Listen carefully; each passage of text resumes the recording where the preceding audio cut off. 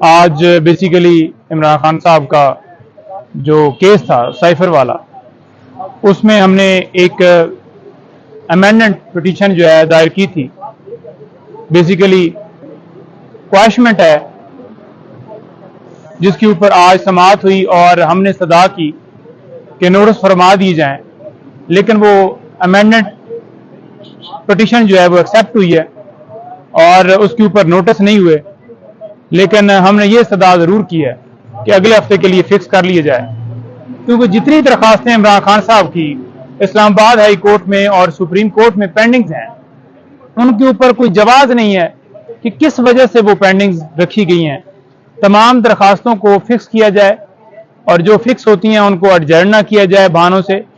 और तीसरी बात यह है कि जो फैसले महफूज किए गए हैं वो फैसले सुनाए जाएं ताकि इंसाफ के तमाम तकाजे पूरे किए जा सकें। इमरान खान साहब इस वक्त जो है अडयाला जेल में है और हमने मुसलसल अप्रोच की है जेल अथॉरिटी से, लेकिन अभी तक हमें कोई मिलने की इजाजत के हवाले से कोई ग्रीन सिग्नल नहीं मिला। हमने उनसे इंस्ट्रक्शंस लेनी है, वकालतनामे लेने हैं और हफ्ते के अंदर एक दिन उन्होंने अपनी मर्जी से मुख्तस किया हुआ है। हालांकि ऐसी कोई पाबंदी नहीं है कि आप हफ्ते में एक दिन आए। उसके बावजूद आज हमारा दिन है जुमेरात का, जिसके लिए उन्होंने पहले से फिक्स किया हुआ होता है और हमने उनसे इस्तदा की है, लेकिन अभी तक हमें इजाजत नहीं मिली। मुअज़्ज़ज़ अदालत से भी हमने गुजारिश की है हाई कोर्ट से कम एक लॉयर की हद तक जो है वो ऑर्डर फरमाया जाए। उसमें हमें इंतजार है कि आज ऑर्डर फरमाया जाता है तो खान साहब से मिलेंगे। बाकी जो कंडीशंस के हवाले से बातें चल रही हैं ना कि खान साहब को इस क्लास में रखा गया है, यूं किया गया है, वो किया गया है, बात यह है कि पहले तो 2 महीने दरखास्त उसके ऊपर फैसला नहीं हुआ और आज अगर जो ट्रायल है वो चल रहा है तो इसमें वाज़ेह बदनीति नजर आती है कि फौरन फैसला भी दिया गया और शायद जल्दी से इस केस के अंदर कार्रवाई करके सजा देने की तरफ जा रहे हैं। बोगस केस है, झूठा केस है, उसके कंटेंट्स आप सबके सामने वाज़ेह हैं। ऑफिशियल सीक्रेट एक्ट का ये एफआईआर ही नहीं बनती थी और ये तमाम केसेस जो भी बनाए गए हैं 16 महीनों में उन्होंने पूरी एफर्ट की है कि किसी न किसी मुकदमे में खान साहब को पहले गिरफ्तार किया जाए, जो कि ये नाकाम होते रहे। और फिर आपने देखा कि तोशाखाना केस में कैसे जल्दी से मामला करके और उन्हें अंदर डाला गया। मकसद सिर्फ ये था कि पाकिस्तान तहरीक इंसाफ जो है वो इलेक्शन से आउट हो, पीटीआई जो है वो इलेक्शन में ना आए, इमरान खान साहब जेल में हो। लेकिन ये तमाम मकसद इनके नाकाम होंगे। उसकी वजह क्या है? क्योंकि अवाम इमरान खान साहब के साथ खड़ी है और जो वोट है, जो अवाम की ताकत है, वो इनको मजबूर करेगी कि ये बोगस केस जो बनाए गए हैं, जिनमें रखा गया है, ये फैसले भी फौरन हो और फौरन खान साहब रिलीज हो। क्योंकि देखें, ये लीगली तौर पर एक केस भी नहीं है ऐसा जिसमें खान साहब को रखा गया है। पॉलिटिकल जंग है और हमेशा खान साहब भी कहते हैं कि ये लीगल से ज्यादा पॉलिटिकल मामलात हैं। इसलिए हम आकर लोगों को बताते हैं कि ये खान साहब के साथ इंसाफ हो रहा है और अगर साहब का वजीर आजम के साथ कानून इस तरह से करेगा तो आम आदमी के साथ क्या होगा? खान साहब से मुलाकात होगी, उनकी कंडीशंस के हवाले से कभी उन्होंने कंप्लेन नहीं की कि मुझे किस हालत में रखें, क्योंकि वो मकसद के लिए अंदर है और वो इसे जब मकसद के लिए अंदर हो तो वो समझते हैं कि ये इबादत है, ये जहाद है जो वो कर रहे हैं। बाकी जो केसेस हैं, 2 तारीख के लिए हमारी साइफर केस की जमानत जो है वो इस्लामाबाद हाई कोर्ट में फिक्स हो गई है। हमें पूरी उम्मीद है कि इंशाल्लाह इमरान खान साहब की जमानत हो जाएगी।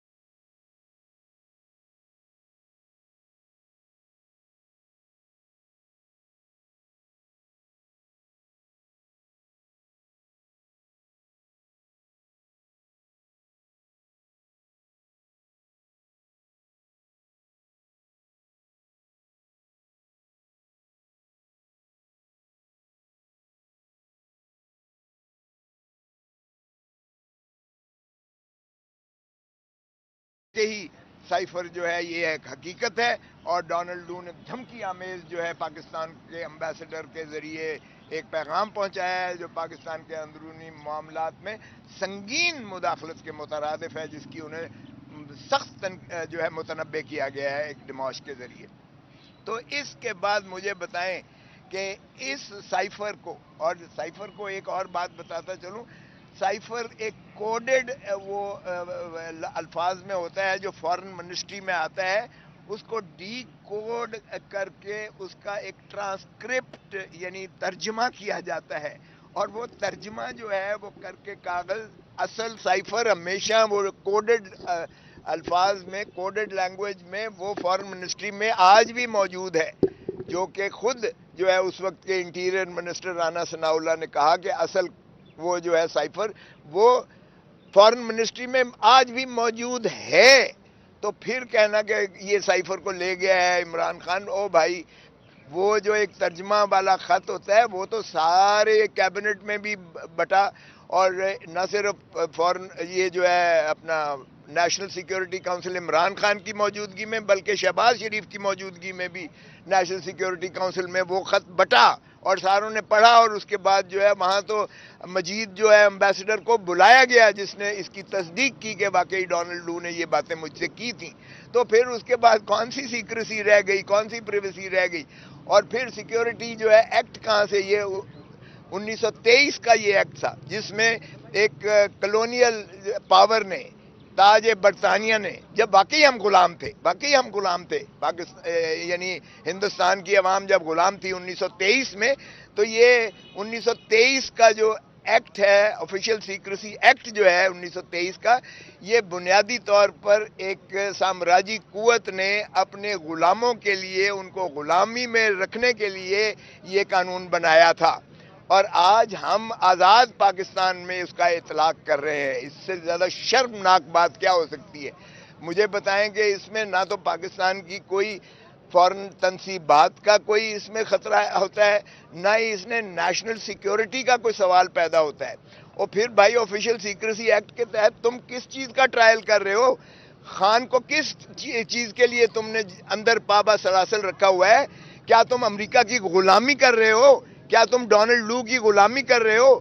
کیا پاکستان کے 25 کروڑ عوام کا عزت اور ناموس اور وقار اسی چیز کا متقاضی ہے کہ جس نے کہہ دیا کہ ایبسولوٹلی ناٹ، اور جس نے ہنری کسنگر کو کیا، ہم نے اس کو ضیاء الحق کے اور مولوی مشتاق کے ذریعے پھانسی اور لحد میں اتار دیا، بجائے اس کے کہ ہم اپنا ہنری کسنگر کو ہم برا بھلا کہتے یا امریکہ کو ہم جو ہے مورد الزام ٹھہراتے، ہم نے اپنے پرائم منسٹر کو لحد میں اتار دیا پھانسی دے کر۔ اور اب دوسری مرتبہ کیا ہم پھر وہی کرنے جا رہے ہیں کہ ڈونلڈ لو کی ایک جو ہے لغویات پر ہم پھر اپنے ایک پرائم منسٹر کو جو ہے نہ صرف ہم نے چلتا کیا بلکہ ہم نے آج اسے پابا سلاسل کر رکھا ہے، پھر ہم عبرت کا نشان بنانے جا رہے ہیں۔ تو یہ کیسی انصاف ہے؟ یہ کیسا جو ہے مقدمہ ہے جس کی پاداش میں آج عمران خان صاحب جیل میں اندر موجود ہیں؟